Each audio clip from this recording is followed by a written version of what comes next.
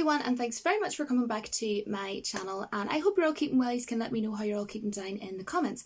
Today I am really happy to be coming on and giving you my spoiler review of Maleficent, Mistress of Evil. So I urge any of you, if you haven't seen the movie yet and you want to go and see it, go buy a ticket, go and see it, and then you're more than welcome to come back with a cup of tea or coffee. But I have a bit of a small personal issue that I would like to share with Disney. Not that they're ever going to watch my video, good start Julie. But if Disney ever do, dear Disney, you wasted my Robert Lindsay, who played the king in this movie. Because look, he was in a BBC show called My Family, and it's my second favourite TV show in the world. It's a comedy and it's hilarious, and comedy is what he's freaking best at. I've all 11 seasons, and I also have 2 Christmas specials that they done. Disney decided to have a great comedic actor under a curse pretty much, you know, throughout most of the entire movie, and I think that he could have got more screen time. But aside from that little quick kind of personal rant for Disney, we're going to move on and just go ahead and get started, because I have so much that I want to say about this movie.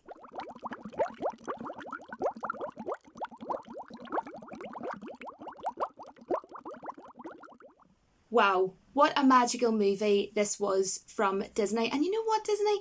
This is actually one of the best live action movies that I have actually seen from you in quite a while, actually.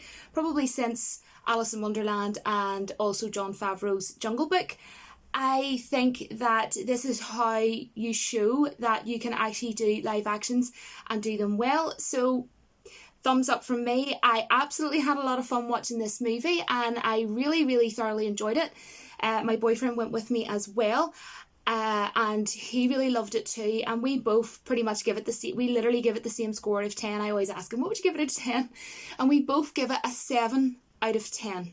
Overall, this one was just way more magical, and that's the thing about this movie. It was so freaking magical, and it was visually pleasing, visually stunning, and overall it just had much of a, how would you say, just a much better production value, a much higher production value is what I'm trying to say. And honestly, of course there's CGI in this movie, because you know it's Disney and it's live action, but what I will say is that it didn't look, you know, trashy or anything like that. There was no moments where I would go, you know, as much as I loved Shazam, I did have a little bit of a nitpick with a little bit of CGI in that one. But aside from that, you know, in this movie I didn't have any issues with CGI, but there's like one wee tiny nickety pickety part, and it's just simply the 3 little fairies that of course were in the Maleficent movie. I just kind of thought that because of this movie was done so well visually and CGI wise, that they could maybe tweak them a little bit. But you know, aside that, as I say, I had literally no issues with the visuals or the CGI. Some of my favourite scenes, you know, visually that were so stunning would have been in the moors, you know, the forest scenes and everything. Like, there was a beautiful opening scene in the forest, and it was just absolutely magical. This movie was just full of magicalness. And the cast were absolutely fantastic, and I do have my notes with me, guys, because, you know, memory like a goldfish. Angelina Jolie, I've said before, not overly fussed on the girl, have nothing personally against her whatsoever. She's amazing as Lara Croft, love her as Lara Croft, and I love her in The Tourist with Johnny Depp, but it's just not somebody I've ever been sort of overly fussed on. And I liked Maleficent okay, but I wasn't insanely overly fussed on it. But they really killed it with this movie, and Angelina Jolie looked absolutely fantabulous in this movie. She looked awesome, and she killed it as Maleficent. She was top notch, and you know, she looked great and everything. I would say the costumes for this movie overall, whoever did the costume design work on set, brilliant, especially Queen Ingress, Michelle Pfeiffer, her gloves and her jewellery and her dresses. Like, they really did go into detail with the costumes. So, you know, props to you know, costume. And Ellie Fanning, who plays Aurora, I'm pretty sure, guys, you can let me know, is she the sister of Dakota Fanning, the girl that's in like Cat in the Hat, an episode of Friends? You know, you can let me know. And also Hide and Seek with Robert De Niro, I'm pretty sure that's her sister, but either way they look really alike.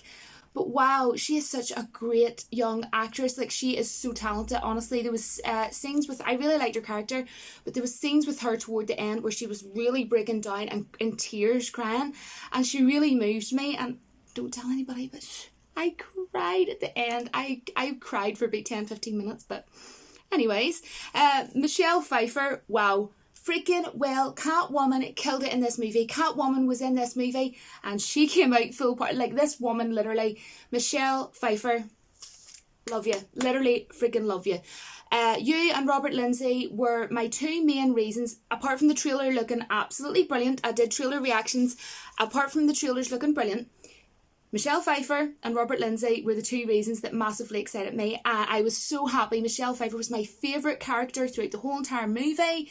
Getting a bit excited, guys, but she gave her everything. She gave her all for this movie. And then, of course, we had my Robert Lindsay as King John, and obviously I knew he was in this because he was in the trailers, and I got really excited in my trailer reactions, but he wasn't in it for long, and I literally wanted to kill my boyfriend, because, not even joking you, before we went to the cinema, he said to me, like 10 minutes before my dad came to pick us up, I don't want to disappoint you, Julie, but I don't think he's going to be in it for that long. I was like, don't even, like, literally do not even. And in the cinema, whenever, Michelle Pfeiffer, with the needle, put him on a curse, I was just like looking over at my boyfriend, and I give him the dirtiest look, as if like, you were the one that cursed this, like, this is your fault. I'll learn to forgive him for that, guys. But whenever Ben came on, I call him Ben because he's called Ben in the TV show My Family. But when Robert Lindsay first came on screen, I tried my best not to laugh, but I just bursted out laughing, like, not really loud, but just like a little laugh. And the people sitting beside me were probably wondering, what is she laughing at? But that's because I'm just thinking, this is Ben from My Family, and he pretty much did, act the same as the way he does in the show. And although, at times he was just, sitting there normal at, the dinner table or whatever, and doing like a normal line, I'm sitting looking at my boyfriend, covering my mouth, like, I want to laugh, that's Ben, it's so cool. And I just thought it was so good that Disney did give him the opportunity to be in this movie, but my advice would be, Disney, if you're going to use him again, give him more screen time. You definitely could have given more screen time, because, for example, and I honestly wanted to just go, boo, like, no, bring him back, like, break the curse. For me, pacing-wise, I didn't have any issues with the pacing, but then when it got to the end, I was still invested, but I feel like they went 15 to 20 minutes too long, and I think they could have kind of put that back a bit. And also I think that's 15 to 20 minutes that they could have been using my Robert Lindsay as the king in, because there was good jokes from him and everything, and especially at the end and things like that. But yeah, that would be my advice. Really cool seeing Warwick Davis in this movie, aka Willow. I thought that was really cool. We had Harris Dickinson as Prince Philip. I think he was great. He gave a great performance. No issues there cast-wise. And I hope I pronounced this right, guys. He's in Doctor Strange, my favourite Marvel movie. Chiwetel Ejiofor, I'm going to put a picture up of him, and please forgive me if I have said his name wrong, and he played one of the Dark Fays, and I recognised him straight away, and I thought that was really cool. Then really cool as well, guys, and I recognised him straight away. My boyfriend didn't recognise him straight away, but when I turned to him and I said, Alita Battle Angel, he's like, oh my gosh, yeah, I knew him from somewhere, but I didn't know where from, and I was just like, yeah, I figured it out for you. But yeah, Edward Screen, I hope I have pronounced that right. He played one of the bounty hunters. He was a villain in Alita Battle Angel. What a freaking awesome movie that is.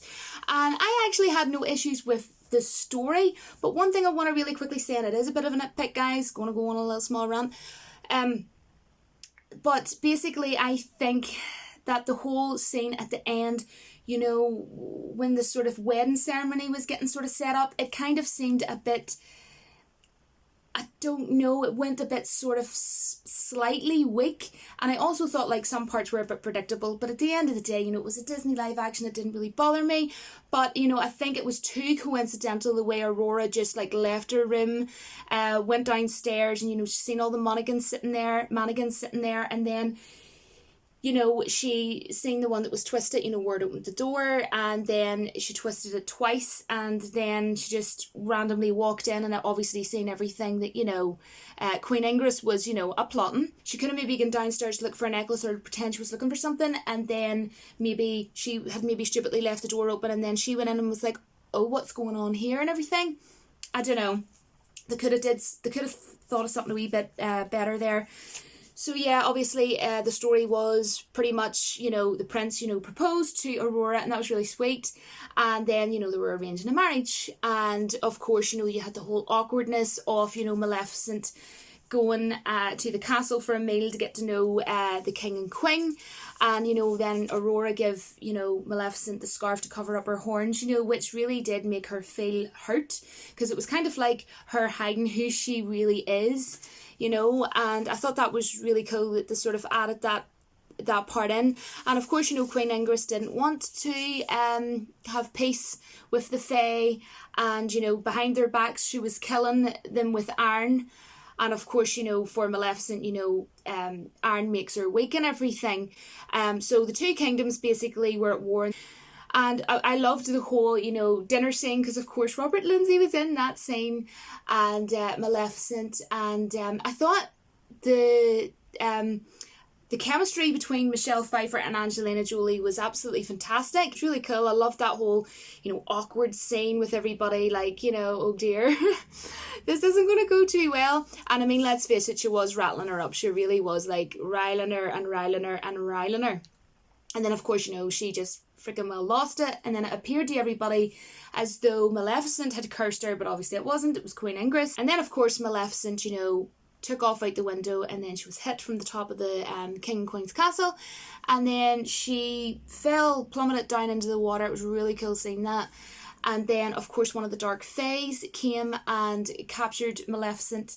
And I thought, you know, that whole part was really well shot. I thought the landscape and everything and the visuals were absolutely stunning.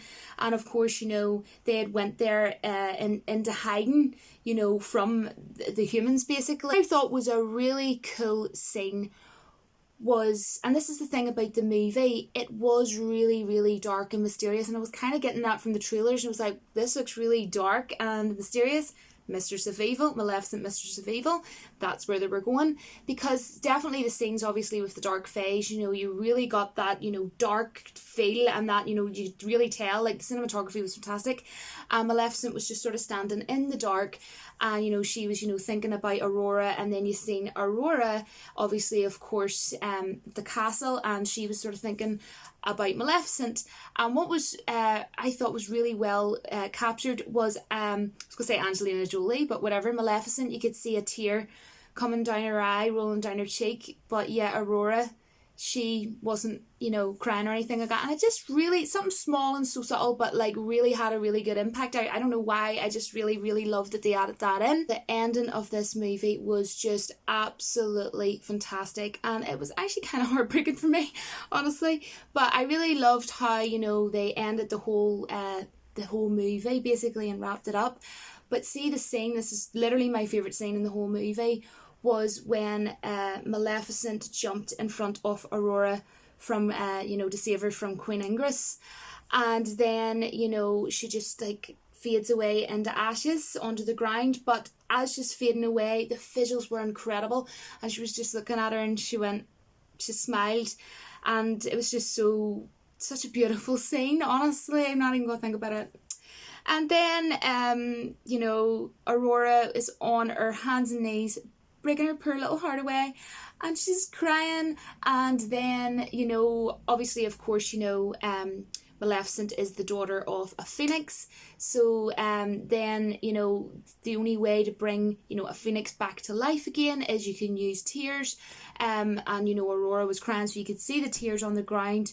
So then Angelina Jolie, you know, turned into a phoenix, and then she was able, you know, to, come back to life again. And oh my, I just think that the movie was just really well put together. I know, and even that end scene from that whole cast, you know, between Maleficent, Aurora, and Queen Ingress, you know, those three characters, that scene, acting-wise, from the cast, from those three, was pretty darn good, to be honest. So hats off. And another favourite part of mine was when the king... Sure, you're not surprised to hear this, guys. Actually, you know, when the curse was broken, and obviously, you know, he came back to life and everything. And what was freaking hilarious was Michelle Pfeiffer got her comeuppance wherever she did, guys. She did. They turned her into a goat. And then Angelina Jolie was cracking a joke like, "Oh, cover those horns," and I thought that was absolutely brilliant. The way they added little subtle things in there that were kind of this, sort of like what would you say, swung back, from character to character. So obviously our daughter made her hide her horns to go and meet her, and then she turned her into a goat. Hilarious. And then the king even said to his son, he was like, "Is that mum?" And he said, "Oh, it is." And I can't remember exactly what he said, but it was something like, "We only have to turn her back if we actually want to," or something like that. But not only did she get turned into a goat, she had, like a really fancy sparkly necklace on, because, the whole way through the movie she was always wearing, really expensive looking, sparkly jewellery and everything. And that was absolutely hilarious. Honestly, I could not stop laughing at the end, because she really did get her comeuppance worth. But I tell you what, she was a freaking brilliant villain. Honestly, she was. And I just feel like, Disney, you did it right this time, you really did. But advice would honestly be, what is even wrong with using, there's other mascots that you already have that you could be using. What's wrong with using Mickey Mouse? I mean, is there a reason there why they can't? Why are you not maybe doing like a Scrooge McDuck movie? Why not even do, I don't know, like Kingdom Hearts movie? You could get Square Enix and Disney to come together and do a collaboration and do a movie, do a really good movie, really cool one. Or you could even do one with Mickey Mouse and have like, like some sort of like spooky haunted castle and bring it out, I don't know, like October time. Just a suggestion. But, other than that, guys, Disney, instead of doing reboots and remakes and all this here, for what they've been at recently, this movie was brilliant. So Disney, you can do good movies. You don't need to be doing all these, reboots and Home Alone reboots and all that. They're like, try and even do like a Mickey Mouse movie or something, or I don't know. But you know what? You're never going to listen to me, so carry on as you so will. But well done, Disney. I absolutely love this movie. And if you've seen the film, which I hope you have, because you've been literally completely spoilt in many ways, more than one. But let me know what you thought about this movie down in the comments. And I will look forward to hearing from you all. But until my next video, join me on Friday, as I always do, my Retro Fridays. Hope that you can come and join me then. But until then, don't forget that the Force will be with you always.